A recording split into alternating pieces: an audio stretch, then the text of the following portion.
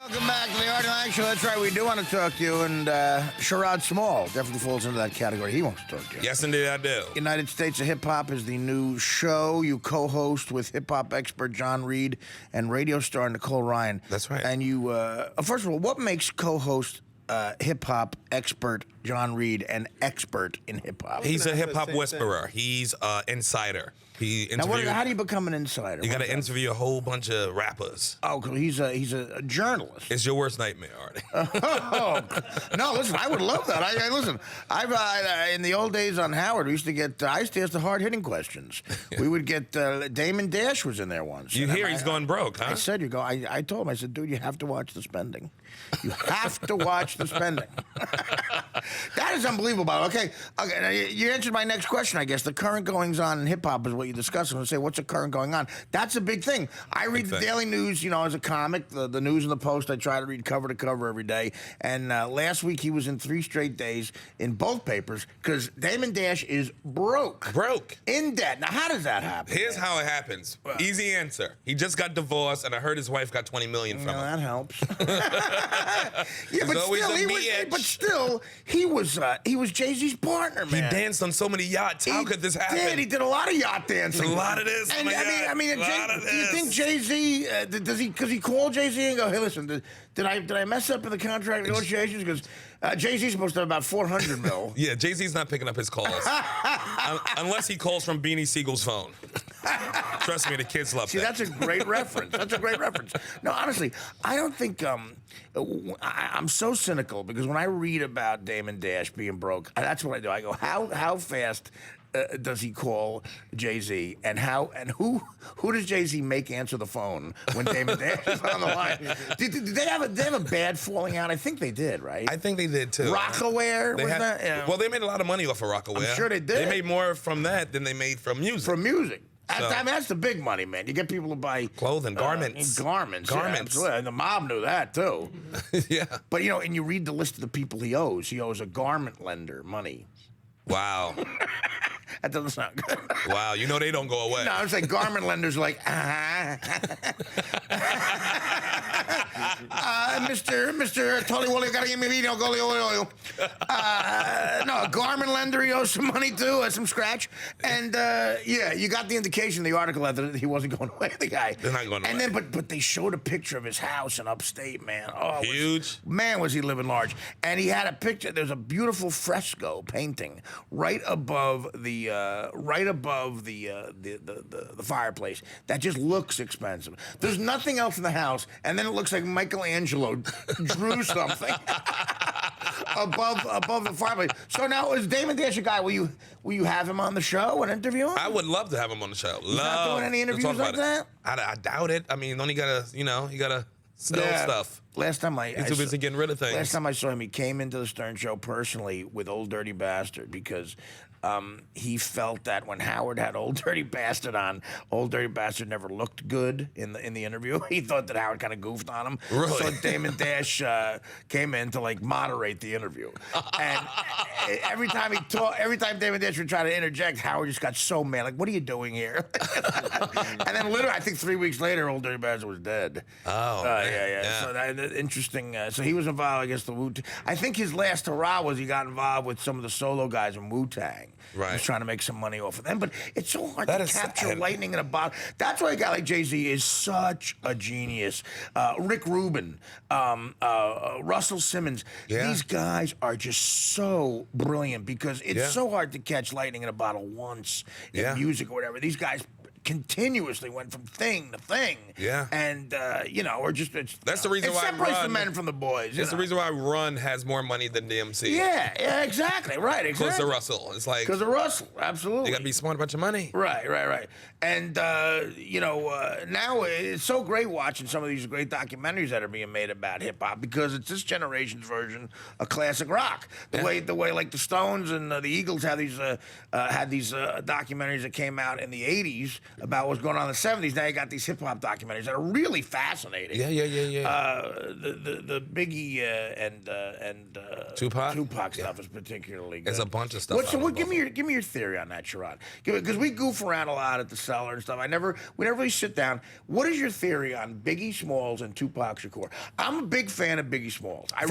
I like his writing. I like Eminem's writing because it's more self-deprecating. It's more real. Right. And I love Tupac Shakur, and I just love Snoop Dogg's talent. But as a rapper, just a flat-out great rapper. But what do you think happened there, man? Like, will we ever know what happened? Those days, the day that Biggie and Tupac died is the saddest 2 days in hip-hop. Right. It should be. They still say this cop killed. Yeah, you're talking about guys you're talking about guys who had so much left to give. So much. If you're a fan of that music, you're talking about as if, and you want to make this analogy, it's as if Dylan and Springsteen died when they were 25 years old. 25. Yeah, so they had so much left to give.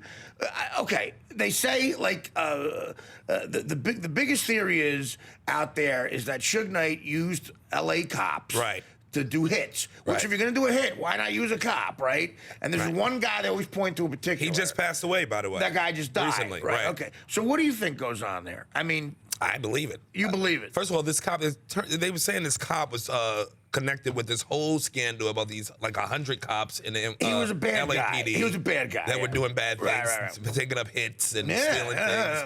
So he was part of that. So they said if they tried to bust him on the Biggie thing, that will come out. He was just going to let it flow, right? And that makes sense. I mean, that's how politics work. That's being a politician. The question is, how did he die now? Yeah, right. Who took him out and why did they take him out? Now, was it mysterious causes? It was a heart attack or something, right? One of those type of things. A heart attack at 40?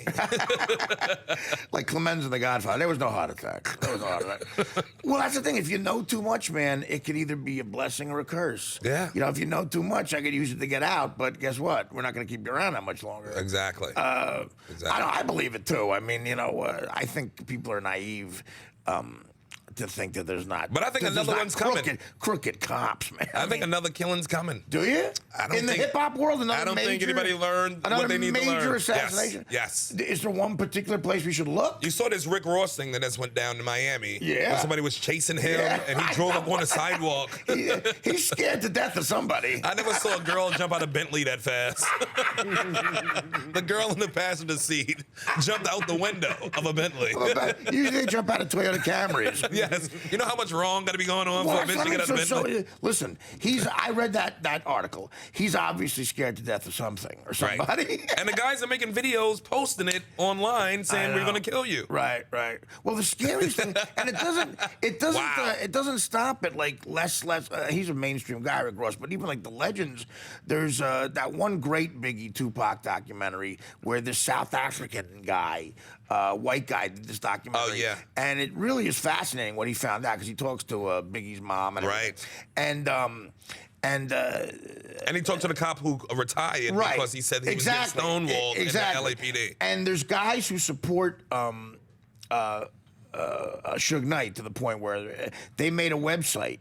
And it counts down to when Suge Knight is... Suge Knight, did he get released yet? Yes, he's out. Okay, yeah. When they made this documentary, at least, it counted down to when Suge Knight got released. Right. And then at the end of it, it says a dog, Snoop Dogg, getting shot and then weeping like a dog. And it's the most ominous, scary. If I was, had the balls and I could interview Snoop Dogg, I'm like, are you worried about that? Or, he's but still power around. has shifted, though. Power has shifted in L.A. It has? They just had...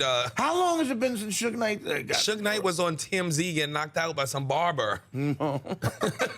Boy, at times have changed. So things is different. What happened? He got knocked out by a barber. Yeah, some barber dude who's a Punched crip him in the or something. face? Oh, really? Punched him in the face. It's gang related. There's knocked barbers him out. and then there's crip barbers. TMZ's there filming it, put it on TV. So TMZ's not scared of him. They got a call from him, but they kept running it on the website. But they got a call from somebody in his camp. That's the power of the media. They're like, look, we'll get it out there, and if we're dead, they're gonna look at you. See, the thing they got with him is he's too in trouble with the law to the point now where he jaywalks. He's doing 9 years. Yes. Right. Yes. That's his problem. So he's really got. But he did some bad things. No, I know. People. No, I'm saying they finally. It's almost like how they got Capone with income taxes. Yeah. It's like now they're getting him for little stuff. Did you hear about what he did to the two brothers? That's why he got after the Tupac when they kicked the guy. What happened? He went back to jail. Yeah. Because, he was on probation. Right.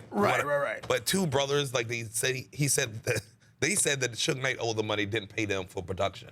Okay. They go into the office to get it. Suge Knight closed the door. He got a whole bunch of goons in there. Yeah. They beat up the brothers and they make their brothers perform oral sex on each other. Even football dudes' faces like this. Flag on the play. Even Sandusky's like, that's wrong. That's wrong. Were they of age? Dude, that is timeout. That's a timeout. Two brothers, yeah. So listen, he's paying for Pierce sins. That's what people do. That's what people do. Well, wouldn't even think of that. That's what people do. That's prison. That's prison stuff. You pay for Pierce sins. Well, if that's going on out here, what's going on in prison? My God.